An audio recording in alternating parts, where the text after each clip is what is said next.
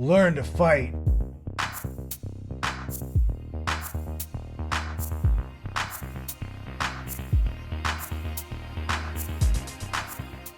Yo, John Fitch here, and I got another episode of Learn to Fight for you. And in this episode, we're back in the garage. Back in the garage with one of my students, and I'm trying to beat him up again. In this video, I'm going to show you guys some of the things that I kind of emphasize in self-defense for ground fighting. And this goes against what a lot of BJJ practitioners may believe and argue. You may want to argue with me about this stuff, but my belief is that you want to spend as little time on the ground as possible. As little amount of time as possible. If you hit the ground, it is your job to sweep or get up to your feet as fast as you can. And quite honestly, a lot of times what we find is that wrestling is faster. When you decide to turn things from wrestling from your back, it's faster to get up.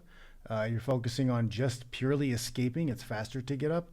But you do have to know some sweeps. A big emphasis of what I teach is to create space. We hit the ground. We want to get into what I call a tactical guard, which is a knee shield. And they use the knee shield to be mobile and move away. We want to move away from that guy and make him make the choice. He has to follow us and engage, or he has to let us get up. And if he lets us get far enough away, we stand in base, we're back to our feet. We can continue to make more space and get away. If they press us, we need to find push points. We need to find push points, continually looking to create space and move away, making them commit harder to the pressure. And we look for sweeps off of those push points, or we look for opportunities to start wrestling. All of those things culminate together in getting away. We want to create space and get away. I am not trying to hold this guy down in my closed guard. I am not trying to submit him. If a quick submission pops up, maybe I'll hit it, but in a self-defense situation, I'm probably going to hit it in a sense to trade position so I can get up and I can get away. It doesn't really do me any good in self-defense to finish the armbar. Why should I take the extra time to finish the armbar when I can use the armbar to sweep and get away?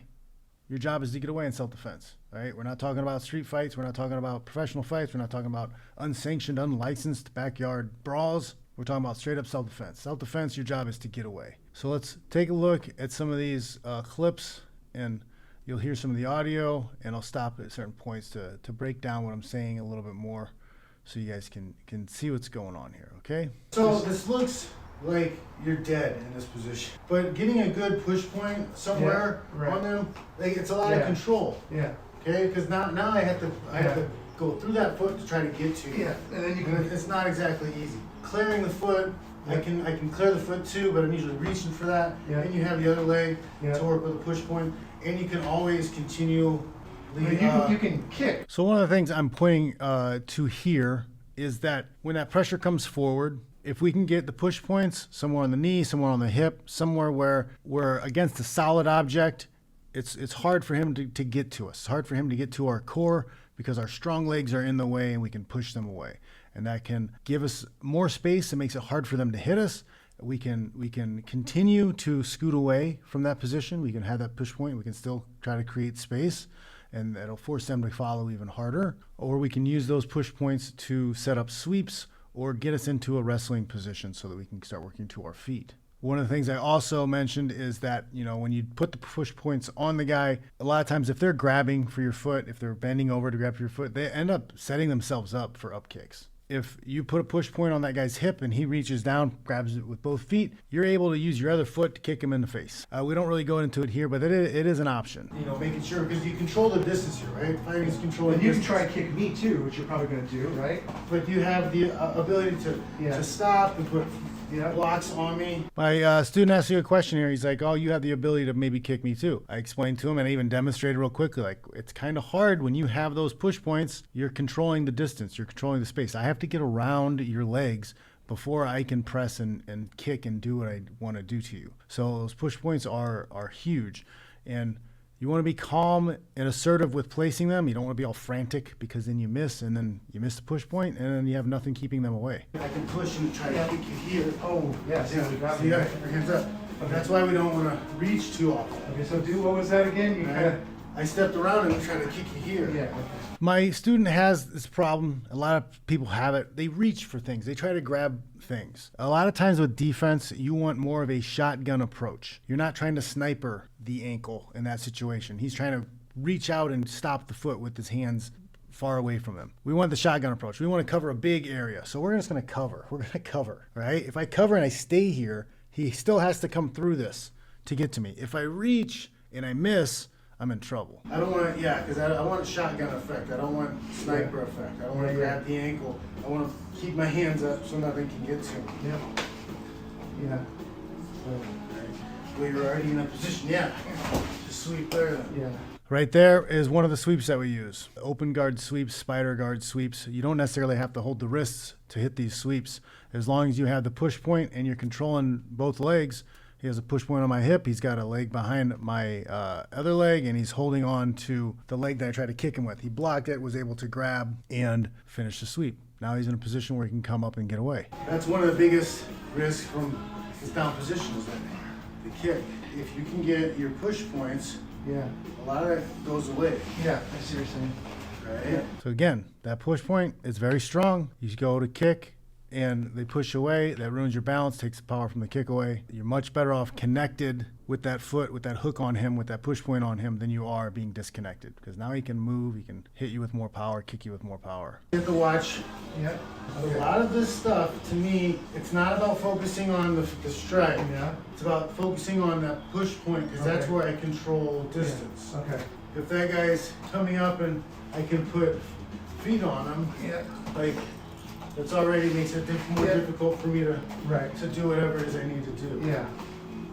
And you can kind of feel him coming in kicking too. I can kind of feel you. You can feel where I'm going. You hit that contact point. Yes. If you have contact point, I can kind of feel. You have contact, and that's what we need to do. We need to not flail with the legs, and this is all while we're trying to move away. Yeah. Right. So as you're moving away and I'm getting in, like I might be charging in harder. Anyways.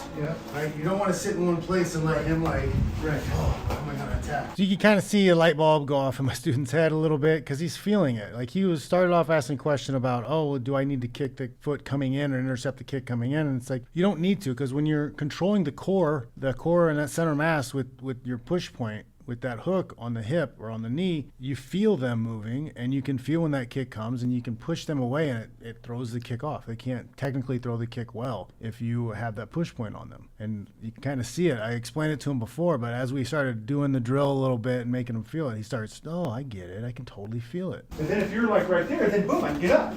Yeah. If I'm far enough away, you get that sweep, you come up. He's right. If he gets to a certain point, he's far enough away, he comes up. That's what we're looking for. We want to get back to our feet, back on our feet, back to being mobile and being able to create space. That's the biggest part. You're moving. You're not in a fetal position. So you got to watch out for this and this. You got to keep your hands up, because this isn't like, oh, you're not going to take any damage. Of course. If you're on the ground and somebody's trying to kick you and there's other people around, there's a chance multiple people are trying to kick you.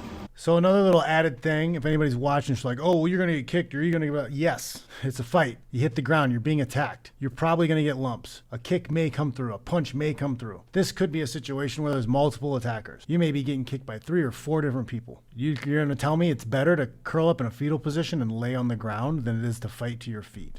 Get out of here. That's ridiculous. You're accepting death at that point. If you're going to die, you might as well go out fighting, all right? Fight to your feet, get up, create space, get away. It's your only chance. They're not going to stop because, oh, he looks hurt, we should stop stomping his head. It's not going to happen. All right, so here we're getting into another position. I'm going to try to attack him. I went to throw the kick.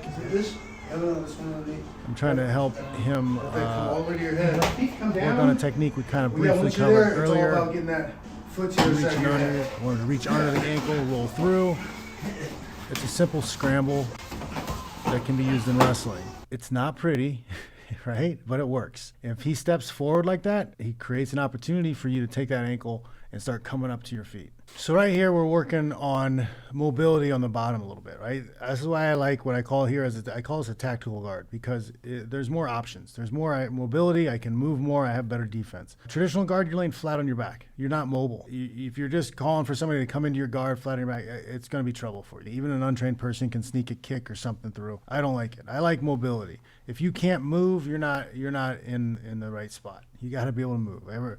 Self-defense is all about mobility, creating space. From this position, this knee shield, tactical guard position, he can move, keep me in hip radar, and start looking to attack for sweeps and his wrestling. We have to be really good at our push points, because when I get close, you're going to want to make contact somewhere.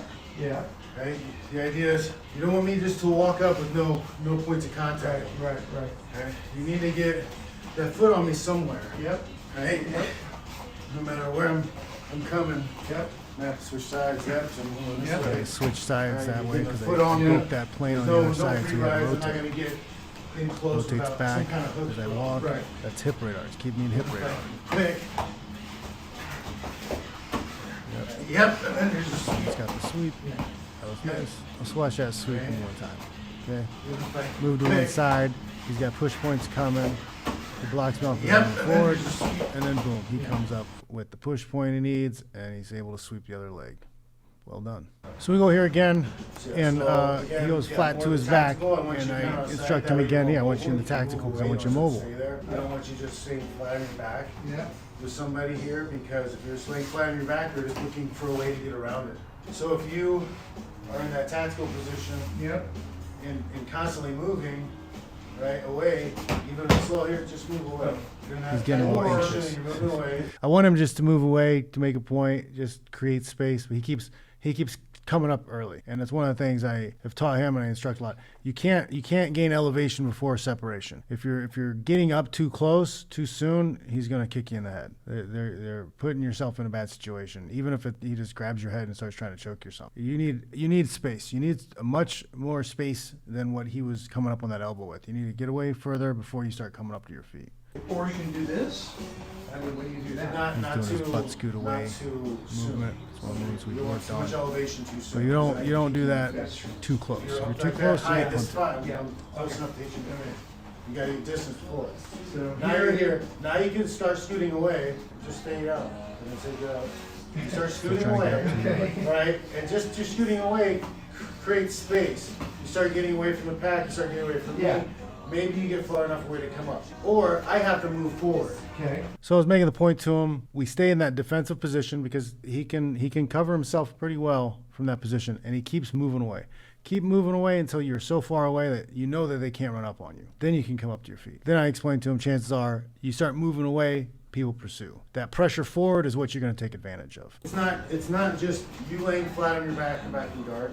You're not just laying flat on your back, right? And I get a pick where I get to go around. Yeah. Now you're kind of leading the dance. You've got your tactical guard up, you got your legs in front of you, you're moving away. Yep. I either have to let you go or I have to commit to Yes. coming forward. Right. Then from there, we have to work to maintain something in between them and us, Yep. and then look for that sweep if we can. If you have to turn it into wrestling at some point too, Yep.